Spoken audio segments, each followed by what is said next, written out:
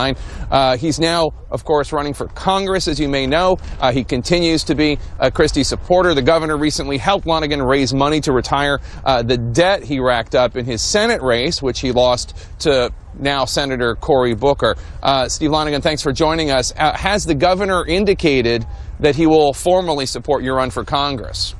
No, we haven't talked about that, Jake, but I'll tell you, I thought that speech today was a powerful one, and that speech explains why the Democrats are so committed to pulling down the image of this governor. You know, when Chris Christie became governor, he inherited two catastrophes. One was the fact that after the administrations of Jim McGreevey and John Corzine, New Jersey had the highest and most progressive income taxes in the country, the highest property taxes, the third highest sales taxes, and we were the #1 outward-bound migration state in the nation. That was followed up with Hurricane Sandy, the most devastating catastrophe the state has faced. And yet this governor has taken on the labor unions, the government worker unions. He's taken on the pension system. He's putting New Jersey back on track. But most of all, what you saw in that speech is that he stands in the way of the Democrat agenda of raising taxes. He made it very clear in that speech that he's not going to stand for higher taxes to expand the state's already massive income redistribution scheme, and is going to return to the core principles of economic growth that this state needs so badly. That's a big blockade to Steve Sweeney, the Senate Majority Leader, to the Assembly Majority, and their desire to raise taxes and grow government even bigger. Big reason to take down the governor's image, because he's doing a great job. Sorry. Well, with all due respect, I mean, the Democrats, you may accuse them of overreaching and you may not agree with all of the charges or believe all of the charges, but we know the Bridgegate story does look fishy based on the emails that have come out. And these scandals, whether or not you believe each one of them, they are stacking up, and they could impede the governor's ability to do what he wants to do. Do you think that he should have addressed the scandals and accusations today in any way?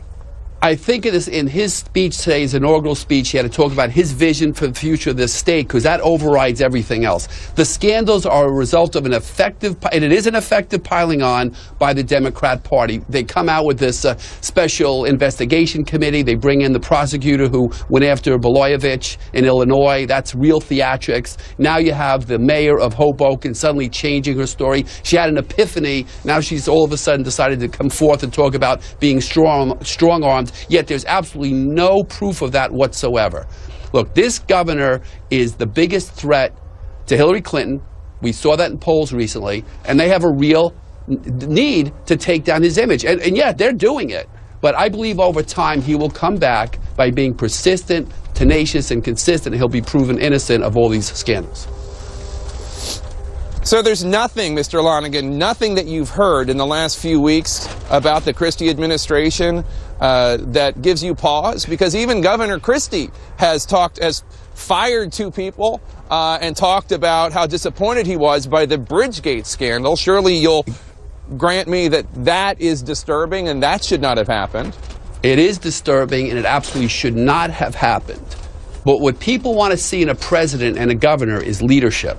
Someone who steps up to the plate and makes a decision and takes responsibility.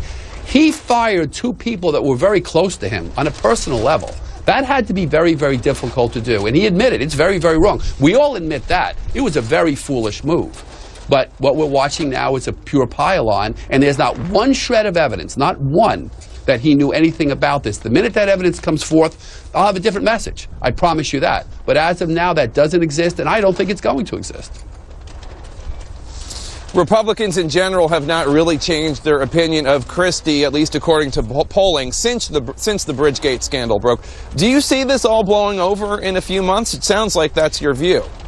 I think 90 days from today, this will be history. That'll have some remnants, and people will have changed their vision of the governor. Those independent voters, those Democrat voters that were supporting him, they will have been affected by that. And that's exactly what they want to achieve through all this theatrics and all these assaults.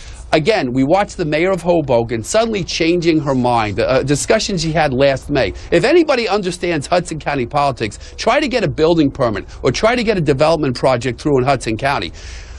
Kim Guadagno, the lieutenant governor's job, was to head up what was called the Red Tape Committee. Get projects done, get through the red tape, get through the bureaucracy, force economic growth, get economic growth moving. If she said to the mayor, hey, we got to move these projects, we're pouring all this money into Hoboken, let's see them move along, don't get hung up in red tape, suddenly this mayor has a new interpretation of what that means. That's pure politics. And Hoboken's receiving tens of millions of aid.